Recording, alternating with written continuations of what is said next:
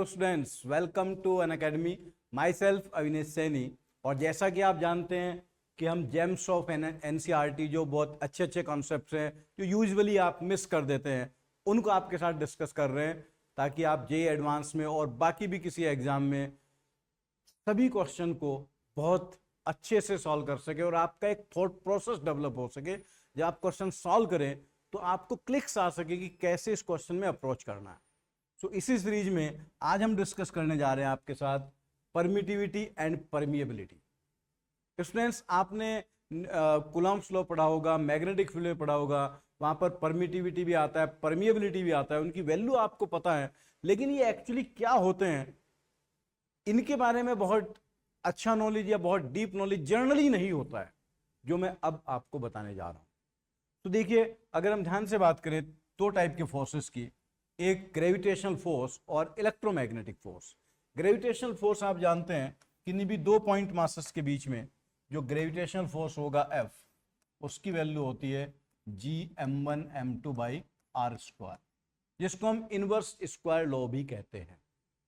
और वहीं according to Coulomb's law electrostatic force होता है K Q1 Q2 by are square. अब ये K भी एक कांस्टेंट है, इस कांस्टेंट K की वैल्यू होती है 1/4 पाई एप्सिलॉन। एप्सिलॉन नॉट तब आता है जब हम इन चार्जेस को वैक्यूम में रखते हैं, but we are talking about medium, तो this is the permittivity of medium. वैसा ही एक कांस्टेंट मैग्नेटिक में फील्ड में भी आता है जो होता है mu, which is called permeability. ये परमिएबिलिटी है and this is permittivity, permittivity of medium. ये मीडियम की परमिटिविटी है। वैक्यूम की परमिटिविटी को हम एप्सिलॉन नॉट लिखते हैं, वैक्यूम की परमिएबिलिटी को म्यू नॉट लिखते हैं। और फिर जो एक्चुअल परमिटिविटी होती है, इसको अगर हम रिलेटिव परमिटिविटी से मल्टीप्लाई कर दें तो ये मीडियम की परमिटिविटी बन जाएगा, और इसे अगर हम रिलेटिव परमिएबिलिटी से मल्टीप्लाई कर दें तो मीडियम की परमिएबिलिटी बन जाएगा। दिस बिकम्स एप्सिलॉन, जिसको आप कभी कभी याद आएगा, आपको एप्सिलॉन नॉट के भी लिखते हैं, जिसको आप डाइलेक्ट्रिक कांस्टेंट भी कहते हैं। Dielectric constant is also called relative permittivity. तो जब हम मीडियम की बात करते हैं, दो पॉइंट मासेस को अगर किसी दूसरे मीडियम में रख दिया जाए तो ये उनके बीच में ग्रेविटेशनल फोर्स चेंज नहीं होता है। इट मीन्स M1 M2 तो उतना ही रहेगा, ये जो कैपिटल G है ये भी चेंज नहीं होगा। इसलिए इसको कहा जाता है यूनिवर्सल ग्रेविटेशनल कांस्टेंट, क्योंकि ये हर मीडियम में सेम रहता है। लेकिन इसको हम म्यू नोट को या एप्सिलॉन नोट को रिलेटिव परमिएबिलिटी या यूनिवर्सल परमिएबिलिटी या यूनिवर्सल परमिटिविटी नहीं कहते हैं। इसको हम परमिटिविटी ऑफ फ्री स्पेस और परमिएबिलिटी ऑफ फ्री स्पेस बोलते हैं। तो एक्चुअल में ये परमिएबिलिटी और परमिटिविटी का मीनिंग क्या है? जब हम इलेक्ट्रोमैग्नेटिक फोर्स की बात करेंगे, दो चार्जेज को किसी और मीडियम में रख दिया तो किसी एक चार्ज पर लगने वाला नेट फोर्स भी चेंज हो जाएगा, और वो कितना चेंज होगा ये डिपेंड करेगा उस मीडियम की परमिटिविटी पर। So what is permittivity? और एनसीईआरटी में ये आर्टिकल बहुत अच्छे से गिवन है, बट मुझे पता नहीं आपने पढ़ा है या नहीं। ये मैग्नेटिक फील्ड वाले चैप्टर में पेज नंबर 136 पर, और हेडिंग लिखा हुआ है बॉक्स में, on permittivity and permeability. Permittivity के बारे में उन्होंने कहा, electrical permittivity is a physical quantity that describe how an electric field affect and is affected by the medium.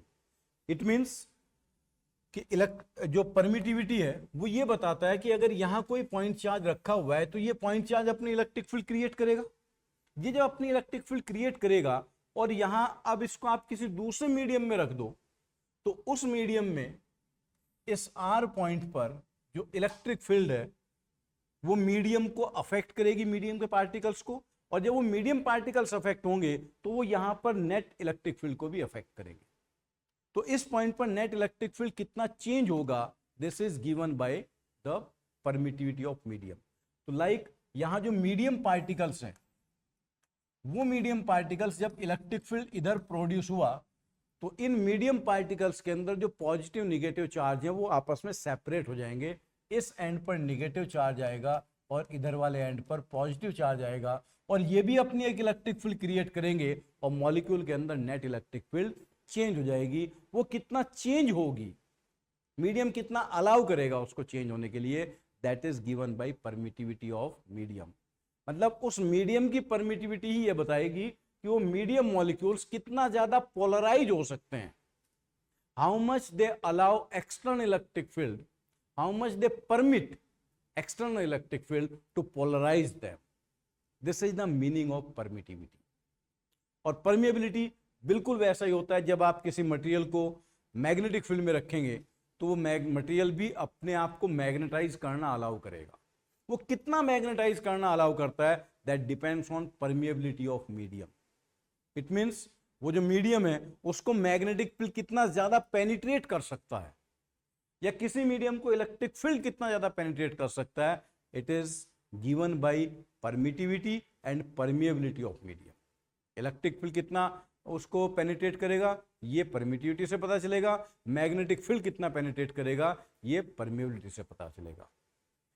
किसी मीडियम को एक्सटर्नल इलेक्ट्रिक फील्ड कितना इफेक्ट करेगी और फिर उससे खुद कितना इफेक्ट होगी, that is given by permittivity.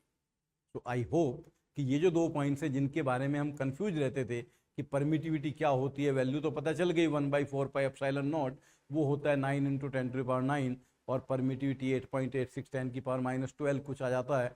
लेकिन एक्चुअल में फिजिकल सिग्निफिकेंस क्या है ये जानना जरूरी है। और जब आप हर चीज का फिजिकल सिग्निफिकेंस जानेंगे तो जो आपके मैक्सिमम टाइम थ्योरेटिकल क्वेश्चन गलत हो जाते हैं वो कभी गलत नहीं होंगे, और न्यूमेरिकल्स को सॉल्व करने के क्लिक्स आपके दिमाग में आएंगे और तभी आप अच्छा स्कोर कर पाएंगे।